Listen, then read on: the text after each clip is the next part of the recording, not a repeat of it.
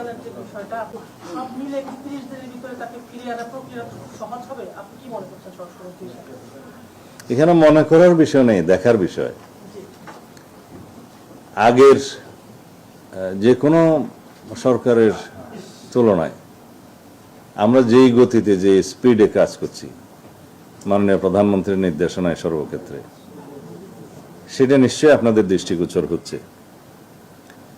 12 তারিখে আমরা ইন্টারপোলের মাধ্যমে আমাদের কাছে এনসিবি একটা সংস্থা আছে আমাদের, সেটা পৃথিবীর যারা ইন্টারপোলের সদস্য তাদের সব দেশে এনসিবি ইউনিটটা থাকে পুলিশের, তাদেরকে ইমেইলে জানানো হয়েছে ফেডারেল পুলিশের পক্ষ থেকে আবুধাবির ইউএই গভর্নমেন্টের, যে তারা আমাদের চাহিদা অনুসারে ইতিপূর্বে যে ইন্টারপোলের মাধ্যমে আমরা রেড নোটিশ জারি করেছিলাম সেটা জারি বাস্তবায়ন হয়েছে, এবং তারা সেই ওয়ারেন্টের অনুসারে, রেড নোটিশের অনুসারে তারা তাকে গ্রেফতার করতে সক্ষম হয়েছে।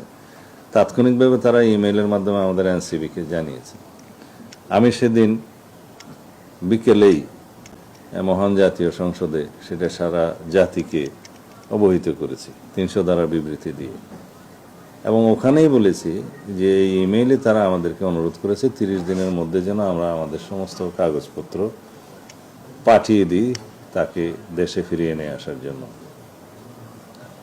30 দিন নয়, তারপরের দিনেই পাঠিয়েছি সমস্ত কাগজপত্র, ওয়ারেন্ট, মামলার বিবরণী সহ। এখানে অনেক কাগজ দিতে হয়, সেগুলো আবার আরবিতে ট্রান্সলেট করতে হয়।